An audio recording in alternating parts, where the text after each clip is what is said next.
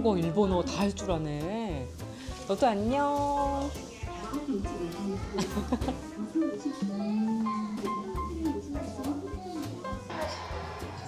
체크를 하고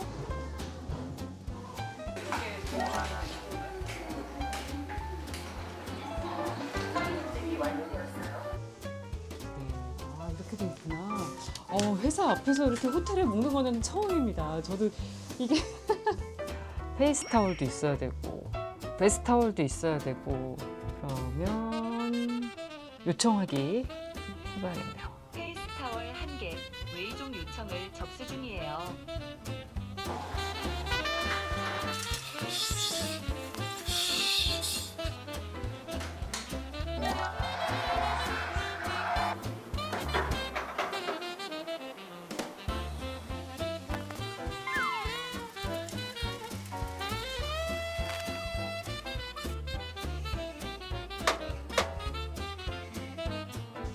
로봇이 맞나 보다. 한번 열어봐야겠네. 이야, 안녕. 내가 주문한 건 갖고 왔니? 야, 너 앞에 나비 넥타이 리본도 하고 있고. 우와. 페이스타올, 욕실타올. 와, 여분까지 다 갖고 왔어. 이야, 너 신통방통하네. 다음에 또 이용해주세요. 안녕.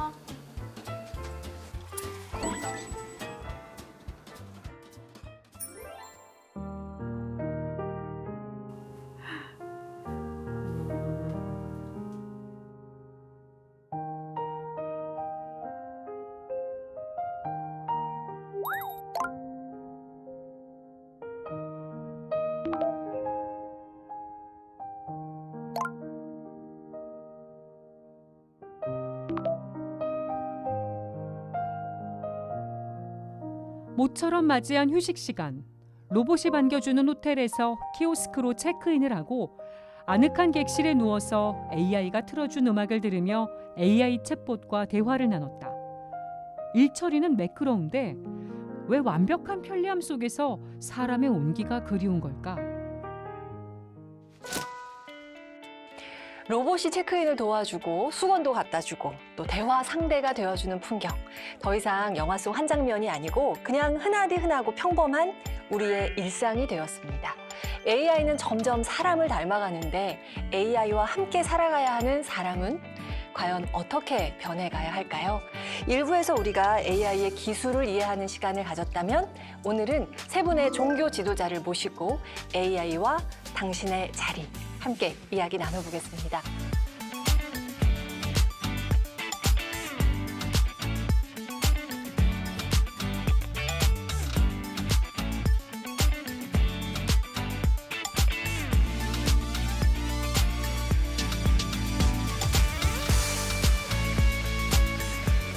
네, 세 분 바쁘신 일정 중에 한 자리에 이렇게 모여주셔서 먼저 그렇게 진심으로 바쁘면 뭐 감사드리고 나왔겠습니까? 무척 바쁘게 달려오신 걸로 알고 있어서 세 분 모두 아주 멀리에서 뭐 각자의 일정을 소화하고 네, 방송을 위해서 모여주셨습니다. 감사드립니다.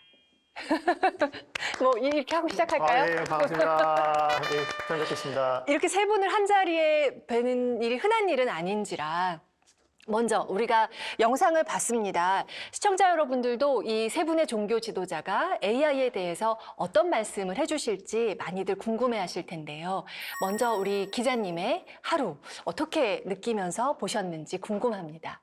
영상을 보면서 그런 방식의 삶도 괜찮을 수도 있겠다. 저는 이제 내향인이거든요. 네, 때로는 사람을 안 만나고 싶을 때도 있는데 그렇죠. 오히려 어떤 타입의 사람들에게는 더 높아질 수는 있겠다.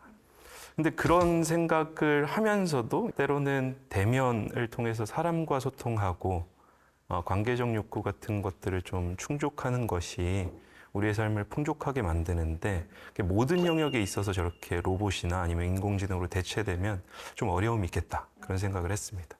스님은 어떻게 보셨어요? 개인적으로는 사실은 공동체라고 하는 게 인간 동아시아 같은 경우는 굉장히 큰 특징 중에 하나거든요. 그래서 우리라고 하는 개념이 존재하고 국가도 집가자를 써요.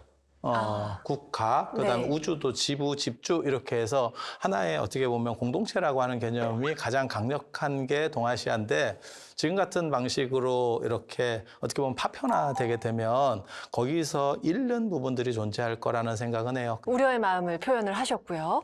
자, 신부님은 어떤 말씀 하고 싶으십니까? 예, 뭐 기자님의 일상 안에서 다양한 등장한 그런 로봇들이 우리 삶을 좀 더 편하게 해주고 그리고 효율적으로 만들어주는 것 같다라는 생각을 하게 되는데요. 이렇게 영상을 보면서 저는 이렇게 딱 들었던 생각이 그럼 그 많았던 사람들은 다 어디로 갔을까 이런 생각이 좀 들었어요. 예, 예전에는 다 사람이 하던 일들이고 또 그 공간에 늘 언제나 사람이 있었는데 그럼 그 사람들은 어디가 있을까 뭐 이런 생각들이 들면서 또 최근에 또 많은 사람들이 자신의 일자리가 AI로 대체되지 않을까라는 그런 두려움도 존재하는 그런 현실에서 사람이 보이지 않는다는 게 조금 낯설게 저는 느껴졌던 것 같아요. 그래서 이제는 정말 마음만 먹는다면 하루 종일 아무 타인하고도 눈맞춤하지 않고 내가 불편함 없이 나의 생활을, 일상을 영위할 수 있는 시대가 됐단 말이죠. 그런데 그럼에도 이 기자분도 느끼신 것처럼 이거 좀 뭔가 이상한 거 아닌가? 이런 삐끗하는 느낌도 갖게 되는 것 같아요. 아니, 비버리 일지에 굉장히 많은 그러니까는 자산을 가진 사람들의 집들이 있는데 근데 그 사람들의 평균 수명을 보면 생각보다는 오래 살지 못한대요. 왜냐하면 거스르는 점이 없대. 나를 도와주고 그냥 예스라고 하는 사람만 있는 거지. 그래서 인간의 삶과 인간의 발전을 위해서는 거스르는 사람이 있는 게 사실은 필요하다는 생각을 해요. 그래서 인공지능도 나중에 발전하면 거슬림의 인공지능도 가능하다는 생각도 합니다. 그래서 사람 좀 짜증나게 하는 사람 있잖아요. 이를테면 이제 그런 사람 역할까지도 이제 접니까? AI가 이제 그런 역할까지도 담당을 해줘야 더 사람과 유사해지는 거다라고도 할 수 있을 것 같네요. 자, 그럼 신부님도 여기서 한마디 더 얹어보세요. 네, 생각이 나는 게 저는 이제 좀 뭐 차별화하기 위해서 좀 사례 중심으로 가면 사실 우리가 이게 AI가 나오는 것에서 뭐 대면성이 떨어진다라고 이야기하지만 처음에 인터넷 나왔을 때도 어른들이 볼 때 요즘 젊은 친구들이 사람 안 만나고 인터넷에서만 서로 소통한다고 하지만 서로를 그리워하고 직접 만나서 일어나는 여러 가지의 다이내믹을 뛰어넘을 수는 없기 때문에 AI나 뭐 로봇이 더 많이 발전한다 할지라도 사람에 대한 그리움은 언제나 저도 존재할 거라고 생각을 합니다. 네, 그럴 수 있겠네요. 근데 지금 전반적으로 말씀하시는 방향은 사실 아까 신부님이 말씀하신 것처럼 AI가 등장하면서 내가 내 일자리를 위협받거나 하는 식으로 어떤 부정적인 결과에 좀 효과가 곤두세우는 분위기가 있는데 이 종교계에서는 대체로 우리 종교가 침범당할 일은 없겠다 이렇게 좀 안심하시는 겁니까? 저희는 사실은 제일 인공지능이 마지막에 도달할 영역이고요. 그 도달했을 때는 저희는 죽어 있기 때문에 그 다음 세대가 알아서 슬기롭게 그리고 합리적으로 다 극복해낼 거라고 믿어 의심치 않습니다. 자, 이제 지문의 강도를 조금 올려보겠습니다. 다들 준비되셨죠? 자, 세 분은 AI를 실제로 얼마나 활용을 하시나요? 뭐 강론할 때 혹은 뭐 설교문 작성할 때 사실은 되게 좋은 비서가 되어줄 수 있잖아요. 스님도 그렇고 목사님도 그렇고 저희가 어쨌든 사람들에게 뭐 설법이나 뭐 설교나 이런 것들이 이제 저희의 업무라고 할까요? 노력인데 창의적인 작업이어야 되잖아요. 그래서 다른 누군가가 한 것을 제가 가져온다고 했을 때 제 마음이 되게 좀 불편하거나 아니면 제 마음에 들 수 없는 부분들이 있기 때문에 저는 뭐 강론을 준비할 때는 사실은 AI를 쓰거나 뭐 이런 적은 없고요. 주로 쓸 때는 이제 뭐 자료 검색 정도.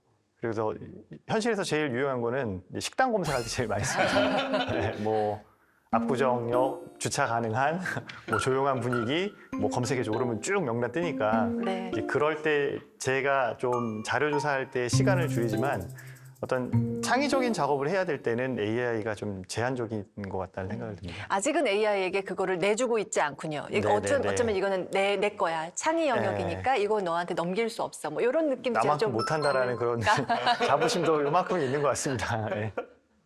좋습니다. 자, 스님이나 목사님은 어떠신지 궁금합니다. 저는 개인적으로는 이제 뭐 설교 준비할 때도 교인들에게 어떻게 보면 은혜를 끼쳐야 되는 그 직무가 있기 때문에 그런 어떻게 보면 메인이 되는 그 아이디어들을 뭐 달라고 하거나 성경 본문을 해석해서 이런 쪽으로 쓰지는 않고 성서학 리서치 같은 거, 그러니까 성서 본문을 어떻게 주해하고 요즘에 성서학자들이 어떻게 보고 있는지에 대해서 좀 정리해서 리포트로 달라.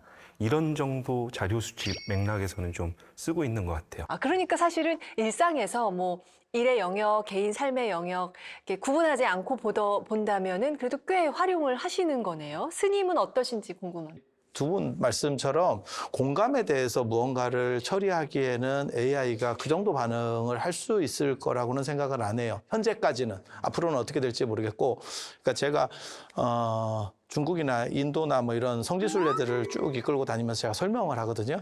그런데 거기서 보면 뭐가 있냐면 거기서 나오는 가이드들도 다 설명을 할 수 있고 한국말을 하시는 분들이고 저보다 어떻게 보면 그 개별 사건에 대해서는 더 집약적 정보를 가지고 있어요.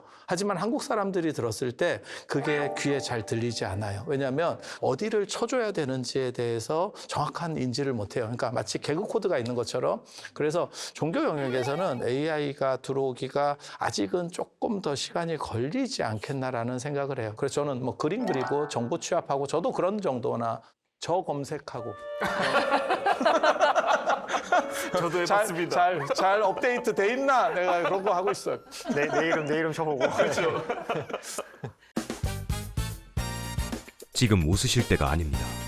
AI 예수님, 부처님이 있다는데 혹시 알고 계신가요? 종교에도 AI가 지금 많이 활용되고 깊숙이 삶으로 들어오고 있다라는 증거가 이제 영상으로 준비되어 있습니다. 일단 보시고 또 이야기 이어가 보겠습니다. 인공지능의 차가운 알고리즘이 종교의 문을 두드리고 있습니다.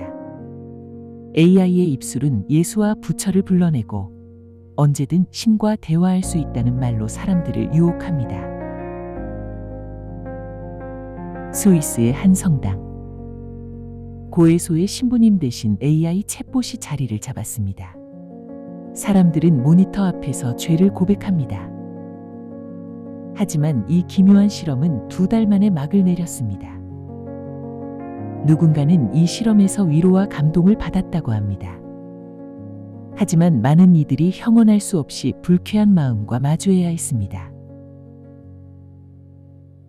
우리 영혼의 안식처까지 스며든 인공지능. 우리는 이 기술을 어떻게 바라봐야 할까요? My name's Matthew Harvey Sanders. I'm the CEO of Longbeard, which the company's mission is to build and scale Catholic AI. One of the challenges is just ensuring that the AI you're using is aligned, which is another way of saying that it understands the faith and will answer faithfully according to what the magisterium teaches. We often call magisterium AI something like a front porch to the church. And so effectively, we're building our AI not to be an end in and of itself, which is meaning to encourage them to connect with community, to connect with a parish, and to connect with their priest and a spiritual director. 네, 어떻게 보셨는지 궁금합니다. 좀 낯설까요? 낯설네요. 낯설어요? 네, 낯설고 어색하고. 네. 네. 한두 번 정도는 이게 어떤 영향력을 미칠 수 있을 수 있다고는 생각을 하는데 이게 계속 반복됐을 때 사람들이 예전에 우리가 만났던 그런 뭐 공동체 안에서 뭐 아니면 법당이나 예배당이나 성당에서 우리가 느끼고 만났던 그와 같은 감정들을 계속 지속할 수 있을까라는 생각은 들어서 뭐 한두 번의 이렇게 효과를 볼 수 있다고 해서 뭐 저게 장기적으로 지속될 기존의 것들을 대체할 수 있을까 이런 생각이 들기도 하고 뭐 저런 세상이 올 수도 있겠구나라는 생각도 드는 것 같습니다. 지금 신부님은 전혀 자신감에 손상을 입지 않으셨습니다. 보니까. 자, 어떻습니까, 목사님? 저도 신부님이랑 같은 생각인 것 같아요. 그러니까 저 프로젝트들을 이제 공부하면서 좀 찾아봤었는데 그러니까 교인들이 어떻게 반응하는가를 좀 살펴보기 위해서 했던 실험적인 시도들이 주를 이루더라고요. 네. 어떤 이들은 그거에 대해서 긍정적으로 반응하기도 하지만 뭐 은혜를 느꼈다 뭐 그렇게 이야기를 하기도 하지만 진정한 의미, 그러니까 개신교 차원에서 좀 보수적인 신앙을 가지고 있거나 아니면 교회에 헌신된 사람들은 오히려 저러한 시도 자체에 대해서 뭐랄까 좀 거부감을 느끼는 케이스들이 많더라고요. 네. 그래서 저게 실험적인 시도로는 의미가 있겠으나 예. 현재 시점에서는 얼마나 뭐 파급 효과가 있을까에 대해서는 잘 모르겠습니다. 네. 스님은 어떻게 보셨어요? 아니, 저는 생각이 약간 다른 게요. 지금 기독교 같은 경우는 사실 신이라고 하는 어떤 절대점이 있고, 그 다음에 그것을 연결할 수 있는 매개자로서의 종교인이 존재해야 된다라고 생각을 하는 거고, 그것을 인공지능이 대체할 수 있느냐의 문제예요. 그러니까 답은 정해져 있고 그 답을 갈 수 있는 통로로서의 인공지능이 작동할 수 있느냐에 대한 문제인 거고, 불교는 사실 그 답이 없어요. 그래서 스스로 각성하는 거기 때문에 저런 방식을 통해서도 마땅히 문제가 없고 더 효율적일 수 있다는 생각을 합니다. 근데 스님의 입장에서는 어찌 보면 나의 역할을 AI가 대신해 주겠다고 독학하는데 더 하는데. 좋다니까 저게 지금. 선생님한테 가면 눈치 봐야 되고 그 수료하고 만나려고 하면 힘들어요. 뭐라도 사가야 되는 거 아닌가. 뭐 차라도 한 통 들고 가야 되는 거 아닌가. 굉장히 힘든데 인공지능이 100배 낫죠. 그런 면에서 예, 지금 여러 관점을 지금 근데 들을 이게 수 영상에서 있었습니다. 많은 사람들이 저런 AI 설교나 뭐 이렇게 뭐 강론을 듣고서 또 어떤 마음의 울림이나 뭐 깨달음을 얻는다라고 하지만 사실 우리가 그 어떻게 살아야 되는지를 몰라서 못 사는 건 아니잖아요. 뭐 사랑합시다, 뭐 용서합시다, 뭐 이 내용을 몰라서 우리가 못 사는 건 아닌데, 그러니까 메시지도 중요하지만 사실 또 메신저가 중요한 거잖아요. 근데 뭐 사랑하고 용서합시다는 얘기를 뭐 김수환 총리님이 하셨을 때 내가 그래라는 깨닫게 되고, 뭐 법정 스님이 그 얘기했을 때 맞아, 내가 그런 걸 놓치고 있었지라는 걸 알게 되는 걸로 본다면, AI가 어떤 메시지를 대체할 수 있겠지만 그 메신저의 역할까지도 대체할 수 있을까라는 걸 보면 저는 일단 좀 제한적이지 않을까라는 생각이 또 들기도 합니다. 그런 면에서 위협받지 않는다.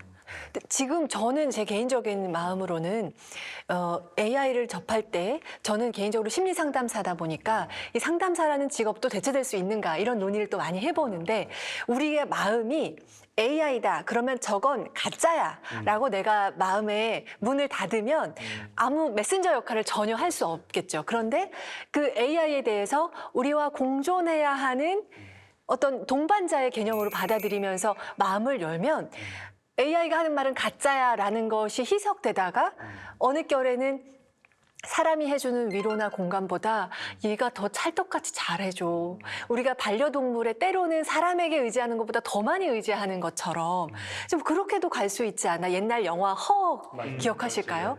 거기서 정말 진실한 사랑을 사실은 하잖아요.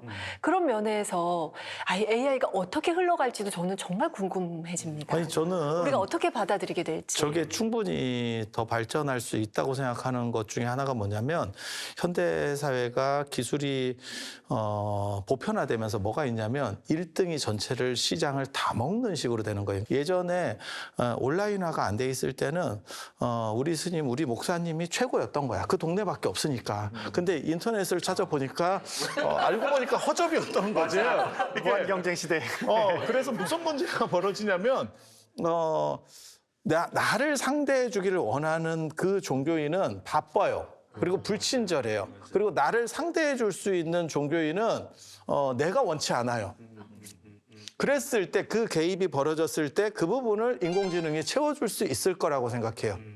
그러니까 일감 쏠림 현상이라고 그런 것처럼 인공지능도 어느 정도 이상의 특이점이 벌어지면, 지금은 약간 선생님처럼, 초등학교 선생님처럼 기계적이기 때문에 그렇지만 맞춤형으로다가 세팅만 될 수 있다면 인공지능도 충분히 가능할 수 있다고 생각해요. 세 분 모두 여유만만. 자신 있으신데 다음 질문도 괜찮을까요? 지금 이제 좀 말씀 들어보니까 어떤 면에서는 AI에 대한 저항감이나 거부감이 세 분은 그다지 크게 없다는 느낌을 받습니다. 이게 이제 우리 시대가 계속 나아가면서 이제 어떻게 될지 또 이제 궁금하고 지켜볼 상황인데요. 일단 AI가 어쨌든 아직은 우리에게 낯설기도 한 상황에서 우리 신자들은 여러분들께 이런 걸 여쭤보고 싶다고 이야기했습니다. 짧고 간략하게 한 번씩 보겠습니다. 먼저 신부님께. 고민이 생기면 이제는 신부님께 연락하기보다 챗 GPT에게 물어보는 게 편해요. 답도 빠르고 눈치 볼 필요도 없으니까요. 이런 저 문제입니까? 그래요. 왜 그렇게 눈치를 주셨어요? 그러게요. 저도 좀 눈치를 봐야 될 것 같은 생각이 드는데요. 네. 저 교우분의 말을 들으니까 좀 위기가 느껴지기는 하는데요. 근데 우리가 얻는 어떤 위로나 뭐 격려나 아니면은 뭐 깨달음이나 뭐 여러 가지 것들이 모든 것들이 또 그런 언어적인 것만으로 이루어지는 건 아니기 때문에 때로는 그냥 잘 들어주고 뭐 그래 수고했어라는 그런 한마디 안에서도 내가 어떤 위로를 받게 되는데 신부님들도 그런 얘기 되게 많이 하시거든요. 교우들이 면담하거나 뭐 얘기할 때는 뭐 하려고 하지 마라. 잘 들어만 줘라. 근데 그러면은 그 상대방이 신부님 오늘 좋은 말씀 듣고 간다는 거예요. 아무 말도 안 했는데. 마찬가지로 그 관계 안에서 일어날 수 있는 더 많은 것들이 있기 때문에 물론 신부님이 저분이 내 이야기를 귀 기울여 들어주셨다라는 자체가 나에게 아주 큰 의미가 되는 거죠. 뭐 그런 부분으로 본다면 AI도 일정 부분 효율을 볼 수 있겠지만 그러니까 이 신도는 완전히 한두 번 그렇죠. 효과를 볼 수는 있겠으나 언젠가는 신부님을 결국 찾아갈 것이다. 뭐 그러지 않을까. 네. 좋습니다. 자, 이번에는 목사님께 여쭙습니다. 제가 AI로 제작된 유튜브 찬양 영상을 보며 기도하는데 기계가 전하는 말씀에 내가 은혜 받아도 되나 혼란한 마음이 있습니다. 괜찮을까요? 저도 혼란스럽긴 한데요. 그러니까 두 가지 생각이 있는데 아까 이야기 나눴던 거 맥락에서 보면 그러니까 저 찬양 자체가 AI로 제작이 됐다는 게 뭐 편집이 됐거나 이런 수준이라면 그러니까 원래 찬양 원곡자들이 있고 플레이어들이 있는 상태에서 그게 편집된 수준이라면 뭐 전혀 문제가 될 것 같지는 않은데 근데 아예 노래 자체가 생성될 수 있는 수준이니까 요즘에는 그런 것으로부터 은혜를 받는 거에 대해서 어떻게 생각해야 되는가. 개신교 신학에서는 그 삼일체 하나님을 규정을 할 때 현대 신학자들은 사랑의 공동체로 보거든요. 그러니까 성부와 성자와 성령이 어떻게 보면 사회적인 공동체, 관계적인 공동체로 본단 말이에요. 그리고 인간의 존재 목적은 이 사랑의 공동체와 사랑의 관계성 안에 들어가서 하나의 주체로서 교제하는 것인데 그 맥락에서 본다면 AI는 아직 내면성이 없고 하나의 관계적 주체로서 작동할 수가 없기 때문에 그를 통해서 제작된 것으로부터 은혜를 받는 것 자체가 괜찮을까? 라는 생각이 하나가 있습니다. 근데 하나님은 뭐 워낙 초월적이신 분이니까 뭐 돌들을 들어서도 누가복음 19장에 보면 외치게 하신다고 했는데 하나님이 원하신다면 제 생각도 바꿔야 되지 않을까라는 좀 혼란한 생각을 그대로 드립니다. 네, 잘 들었습니다. 마지막으로 스님께도 여쭙습니다. 제가 절에 가던 횟수를 줄이고 AI로 설법이나 경전 해석을 틀어놓고자 해요. 이것 또한 불심이라고 할 수 있을까요? 저런 일이 실제로 불교사 안에서 있었어요. 그러니까는 승려들이 계속해서 기억에 의존해서 전승을 하는 방식을 썼었거든요.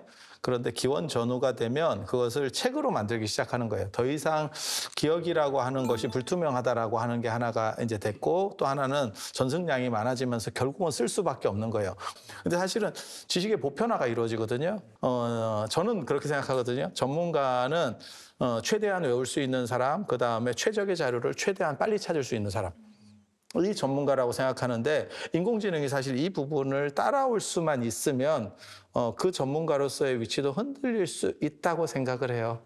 불교도 그렇고 동양 철학도 그렇고 변화 자체에 의미 부여를 둡니다. 그런 식의 입장에서 보면 사실 인공지능이 스스로 생각하면서 터미네이터에 나오는 스카이넷처럼 혼자서 다 판단할 수 있을 정도? 그러면 그것도 인간과 대등하게 봐도 불교적으로는 큰 문제가 없어요. 네, 정말 다양한 관점을 지금 들었습니다. AI 침어적인 신부님, 목사님, 스님 정말 대단하십니다. 그럼 이번 AI 테스트도 어렵지 않겠죠? 자, 그렇다면 AI 친화적인 세 분의 종교 지도자께 저희가 사진을 준비했는데요. 화면 한번 보시겠어요? 이 두 인물화 중에 하나는 사람이 직접 찍은 사진이고요.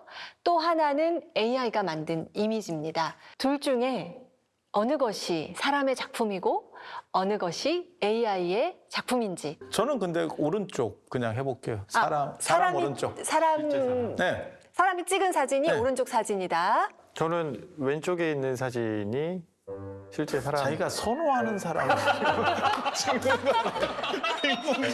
날 타고 있습니다. 현실에 존재했으면 하는 바람으로 이상형이 1대 아니라 1이 나왔습니다. 그러면 지금 사람이 찍은 사진으로 고르신 게 신부님은 왼쪽, 스님은 오른쪽입니다. 자, 이제 마지막으로 어느 쪽으로 쏠릴지 너무나 궁금해지는데요. 목사님의 픽은요? 왼쪽입니다. 왼쪽이 사람이 찍은 사진이다. 자, 그러면 이렇게 선택하신 이유도 좀 간단히 듣고 싶어요. 저 오른쪽 그림처럼 명암 대비가 잘 없고 좀 일률적인 게 좀 아직은 있는 것 같아서. 스님은 여전히 생각 변화 없으시죠? 자, 이유를 알려주신다면? 아니, 저는 왼쪽이 더 자연스러워서 사실.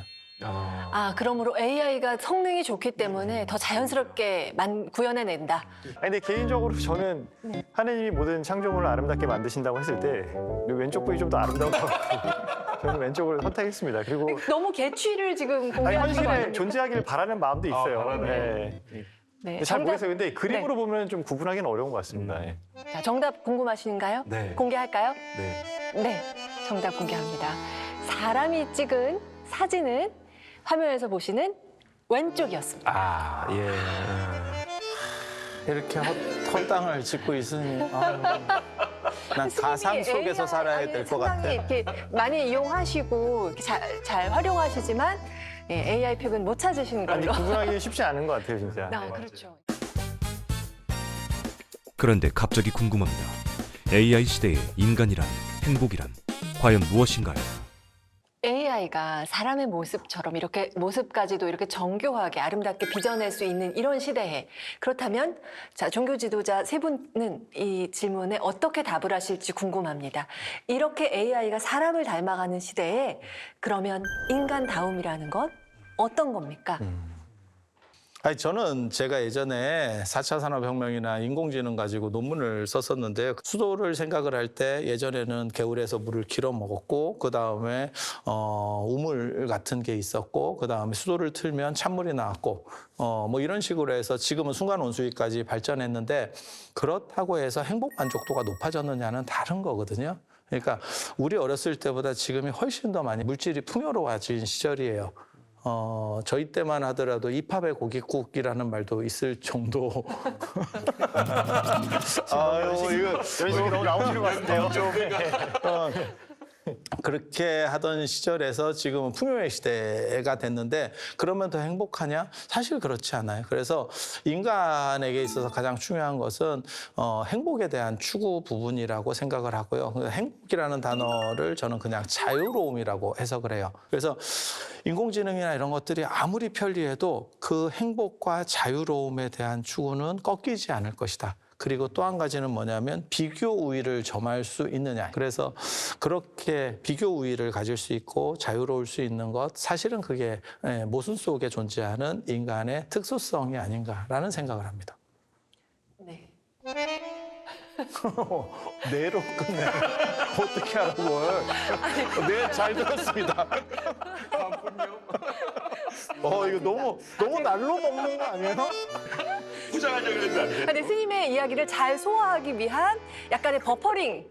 인간 최현정은 버퍼링이 좀 될 때가 있다. 요게 어찌 보면 인간다움이 아닌가. 목사님 좀 서포트 좀 부탁드립니다. 완벽한 것 같아요. 그 부분인데 인간의 고유함이라고 했을 때 그게 마치 인간을 여타 생명체들과 구분하면서 인간이 더 우위에 있다 혹은 인공지능보다 우위에 있다라는 그러한 존재론적인 혹은 철학적인 판단이라면 그런 인간의 고유함은 없다고 보거든요. 그럼에도 불구하고 인공지능과 로봇이 어떤 형태로 발전하더라도 인간이 가지고 있는 어떻게 보면 자기희생적인 본능과 사랑에 대한 욕구, 성취 이런 것들을 과연 구현해낼 수 있을까에 대해서는 잘 모르겠어요. 원리적으로는 가능하지만 그게 잘 작동할까에 대해서는 잘 모르겠다. 그런 맥락에서 보면 인간의 고유성이라는 것 자체는 타자를 위해서 자기를 희생하고 타자를 위해서 자기를 내어주는 그러한 사랑, 뭐 그런 것들이 좀 인간의 고유성이 아닐까라고 생각합니다. 자, 신부님께도 한 말씀 듣겠습니다. MC님 질문 받고서 좀 생각을 해봤는데요. AI가 추구하는 게 뭘까를 생각해 보면 되게 효율적이고 그리고 통제 가능한 뭐 이런 것들이잖아요. 그러니까 그 불안정하고 불확실한 거에 대해서 우리가 늘 이렇게 좀 어려움을 겪으니까 AI가 완벽하게 통제하고 그리고 정확하게 그 효율성을 극대화할 수 있는 이런 부분들이 AI라고 생각을 하는데 그런 것만으로 우리가 편리해질까 아니면은 그런 것만 가지고 행복해질까라는 걸 생각을 하다가 그 많은 사람들이 이제 제일 좋아하는 그런 힐링의 코드가 또 여행인데 여행 같은 거 가면은 내가 아무리 계획을 잘 세우고 정보를 많이 취합을 해도 오기로 한 시간에 버스가 안 오거나 뭐 아니면은 가려고 했던 곳에 뭔가 이렇게 변수들이 계속 생겨나잖아요. 근데 이제 사람들은 그런 걸 통해서 더 즐거워하고 기뻐하고 행복해하고 추억거리가 된 것 같아요. 네, 그런 면에서 본다면은 AI가 고도로 발전하면서 우리 삶의 효율성과 편리함과 뭐 철저한 통제를 통해 주어지는 것들이 있다 할지라도 그런 실패할 수 있음, 실수할 수 있음, 뭐 그런 것들이 가장 인간적인 것이고 우리는 결국 그것을 통해 더 성장하고 배우고 더 즐거워하게 되지 않을까라는 생각에서 그런 부분들을 좀 간직할 수 있는 AI, 뭐 그런 부분들을 더 잃어버리지 않을 수 있는 AI, 뭐 그런 것들이 이제 인간다움을 추구하는 게 아닐까 싶은 생각이 듭니다. 네. 자, 이에 대해서 심플한 답을 내놓은 사람의 이야기를 좀 소개할까 합니다. 세계적인 기술 철학자이자 유럽 AI 윤리 지침을 만든 마크 쿠클레베르크 교수의 이야기 같이 한번 보시죠. We humans are very imperfect beings, and that's okay. And we can respect each other even if we're not perfect. We can even love each other in spite of not being perfect.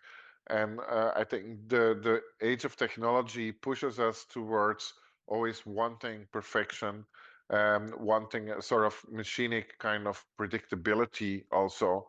But we are not like that. We make mistakes. We are unpredictable. We might be even a bit weird, and that's okay. Vulnerability and mortality are really part of our human condition. And the various religious and non-religious tradition, for example, in the West, they've always, both Christian and humanistic traditions, for example, have always accepted that and have sort of tried to support people in accepting their suffering and mortality as unavoidable. Now, these new narratives, they tell us that it is avoidable, that we can be immortal, that we can live really long, and so on. And I'm afraid that this is an illusion, and use the technology as best as we can to alleviate suffering, to help each other, maybe to live a bit longer, but not to not have the illusion that we can reach immortality. 어떻게 느끼셨어요? 취약함이다라는 말. 저는 사실 방송 준비하면서 한 취준생이 한 말이 무척 오래 이 머리에 인상을 남겼는데 AI가 자꾸 발달할수록 내가 점점 루저가 되는 것 같다. 나는 취업의 문은 점점 더 AI가 좁혀주고 있고 나는 점점 더 지는 사람이 되는 것 같다. 이런 말을 하기도 했거든요. 그런데 사실 이 교수 말은 우리의 그런 불완전성, 이것이 바로 인간다움이다 라는 말인 거죠. 어떻게 들리십니까? 그 청년의 이야기 들으면서 좀 생각이 난 건데 맨 처음에 그 증기기관이 만들어졌을 때 사람들이 물레를 돌려서 실을 뽑는 것보다 어마어마한 속도로 그 증기기관을 통해서 막 실들이 나오고 하니까 생산물들이 늘어나지만 기계가 내 일자리를 빼앗는다고 해서 많은 사람들이 그 기계를 부수려고 하는 그런 러다이트 운동 같은 것도 일어나는데 사실은 그렇게 해서 바꿀 수 있는 세상은 아니잖아요. 저는 AI가 결국은 우리와 함께 살아갈 수밖에 없는 그런 기술 변화라고 생각을 하고 그 AI에 의해서 늘어난 이 사회적 부가 한쪽으로 쏠릴 수 있는 것을 우리가 좀 경계하고 또 어떤 사회적인 안전망을 만들어낸다면 우리는 AI라는 기술 발전을 통해서 더 풍요로운 사회를 살아갈 수 있는 거기 때문에 그 청년의 고민은 타당하지만 그 청년이 고민하지 않아도 되는 세상을 만드는 건 우리 모두의 관심과 노력으로 얼마든지 가능하다. 뭐 그런 생각도 좀 들게 되는 것 같아요. 고민은 이해하지만 좌절할 필요는 없다. 결국은 살아가는 세상은 우리가 만들어야 되는 거니까. 함께 예. 만들어 나가고 규칙을 세우고 네, 그렇게 AI의 시대를 우리가 사실은 적극적으로 어떻게 갈지를 규칙 정하는 게 이제 사실은 필요할 것 같다는 생각을 합니다. 목사님도 한마디 해주신다면. 저는 유한성이라는 개념으로 좀 치환하고 싶기는 해요. 그러니까 유한성이라는 건 결국에 죽음을 앞두고 있고 한정된 수명 안에서 삶을 살아가고 있다라는 걸 의미하는 건데, 죽음이라는 것을 앞두고 있기 때문에 우리가 한정된 삶과 그 안에서 벌어지는 경험과 사건들을 의미 있게 본다라는 거예요. 근데 죽음이 없어지게 되고 우리의 삶 자체가 영원처럼 보이는 것처럼 연장이 된다면 사람들은 아마도 의미 없음 때문에 고통스러워서 오히려 삶을 마감할 수도 있을 것이다. 그 맥락에서 본다면 그 젊은 청년이 고민하는 지점이 어떤 부분인지 알겠으나 우리 스님과 신부님께서 말씀하신 대로 삶의 의미를 추구하는 방향으로 살아간다면 굳이 그러한 열패감 같은 것들을 우리가 느끼지 않는 쪽의 사회를 구성할 수 있지 않을까, 그렇게 생각을 해봅니다. 강자는 변화를 두려워하지 않는다고 생각합니다. 개인적으로 이런 논의들이 계속 있을 때 닫으려고 하는 사람, 그다음에 우려하는 우환의식을 가진 사람들이 많은데 녹화 방송은 존재할 수 있지만 인생의 녹화는 없습니다. 그래서 부정적으로 보지 말고 있는 그대로 보고 그다음에 긍정적으로 도전하는 쪽으로 갔으면 하는 생각을 가져봅니다. 네, 말씀 잘 들었습니다. 저도 했습니다. 자, 그렇다면 이쯤에서 AI 가속화 시대에 이제 우리가 어떻게 해야 하는지 교황님의 말씀을 잠시 듣겠습니다. Technology can really help us in many ways, including can help us live our Christian faith. It lets us stay connected with people who are far away. As today, when we can see and hear each other, even though we're thousands of miles apart. It also gives us amazing tools for prayer, for reading the Bible, for learning more about what we believe. And it allows us to share the gospel with people we may never meet in person. But even with all that, technology can never replace real in-person relationships.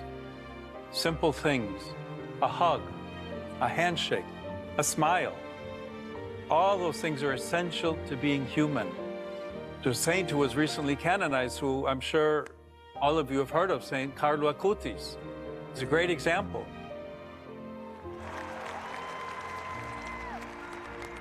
Carlo was skilled with computers, and he used that talent. He used it to help people grow in their faith. He even set time limits for himself, allowing only a certain amount of time each week for leisure on his electronic devices. Because of this discipline, he found a healthy balance and kept his priorities clear. Make sure technology serves your life and not the other way around. 자, 그러면 여러분들께 질문을 던지겠습니다. 만약에 인간을 뛰어넘는 초고지능 AI가 자신들만의 종교를 만든다면 그걸 종교라 할 수 있을까요?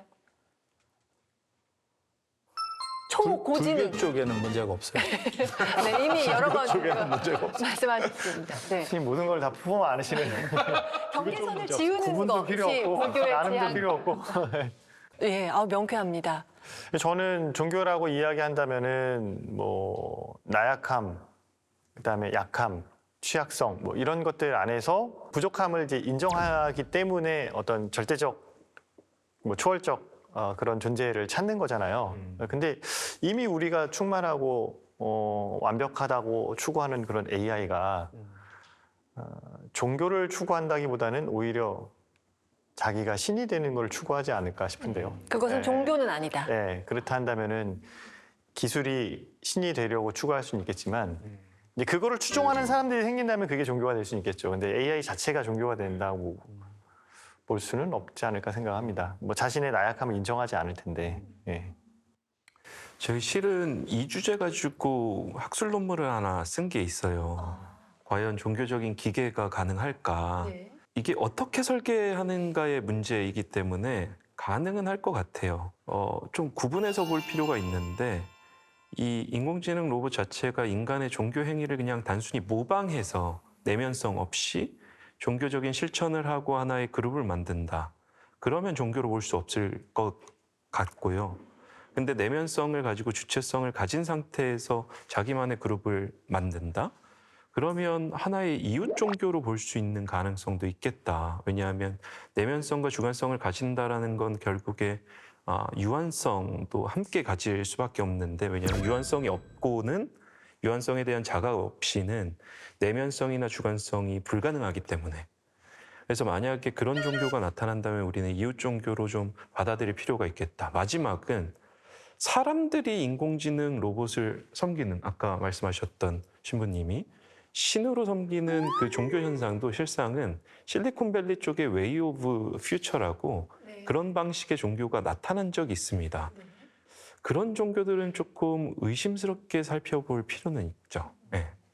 종교적 현상이지 그걸 종교라고 보기는 좀 어려울 것 같아요. 그리고 우리가 알고 있는 어떤 부정적 영향을 미치는 어떤 사이비 종교라고 했을 때도 거기 안에서는 자신의 어떤 그 모순점이나 나약함에 대해서 고백하거나 인정하지 않잖아요. 이제 그렇다고 할 때 우리가 사이비라는 말을 붙이는 것처럼 유사하지만 같을 수 없는 것 안에서. 그러니까 이제 이게 관점이 다른 게요. 불교는 사실 이런 쪽 입장인 거예요. 그러니까 효율성이 좋아져서 네가 스스로 개발할 수만 있다면 오케이가 되는 거예요.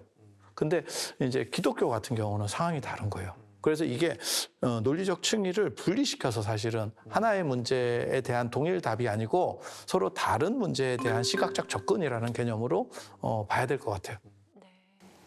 그렇게 볼 수도 있겠지만 하나의 반론을 제기한다면, 그러니까 사회적인 차원에서 아까 말씀드렸던 인공지능을 하나의 신적인 존재로 섬기는 그런 종교 자체가 실상은 그 인공지능 자체가 아니라 그 종교를 이끌어가고 있는 사람, 어떻게 보면 교주, 그 사람의 이익을 대변하고 있거나 아니면 그 종교 현상 자체에 들어와 있는 사람들이 이타성이 고양되거나 아니면 공존의식이 고양되는 방식이 아니라 자기의 이익을 추구하는 방식으로 종교 현상이 나타난다면 그런 부분은 뭐 경계해야 되겠죠? 그렇죠. 예.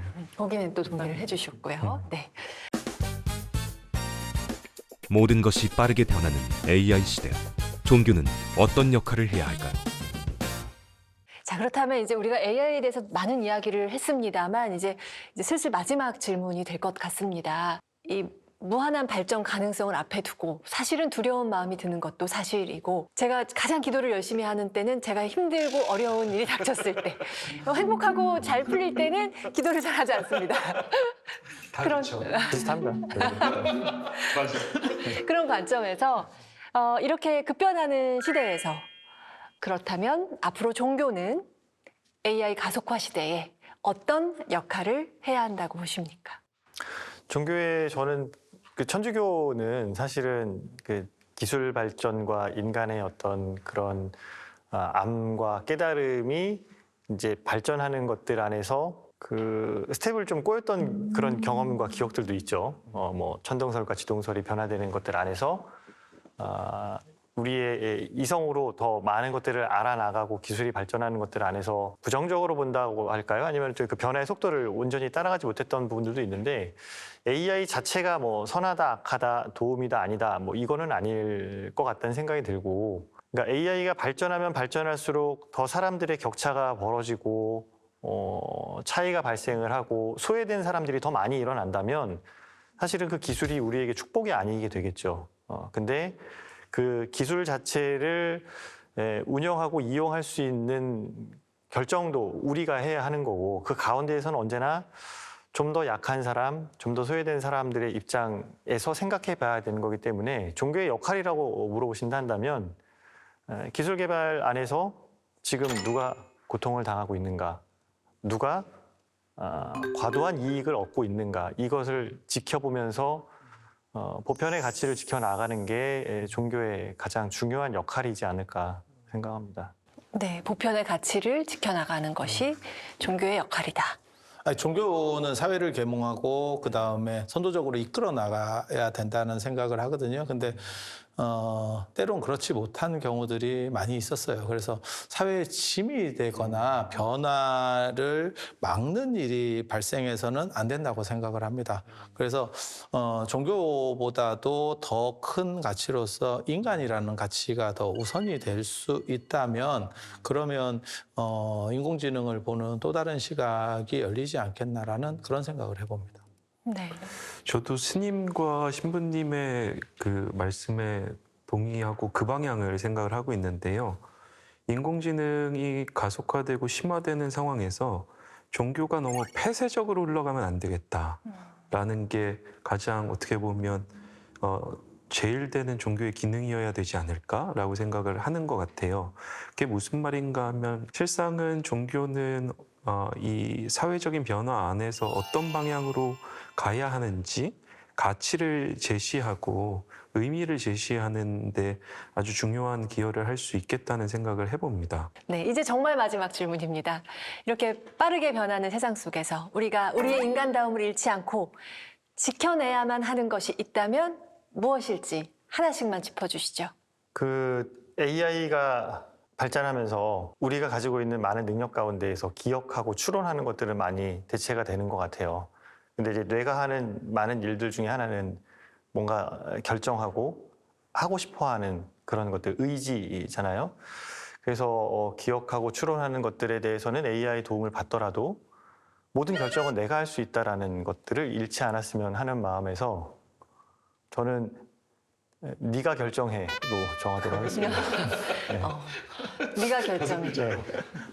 근데 사실 AI에게 선택권을 자꾸 이양하는 경우가 네. 요즘 많이 생기거든요. 뭐 그냥 흔히 하기는 지금 조금 뭐 배가 안 좋은데 이럴 때 죽을 먹을까 아니면 스프를 먹을까 그걸 AI한테 물어보는 거죠. 내가 선택 못 하고. 네, 제가 새길 말씀으로 잘 들었습니다. 스님은요?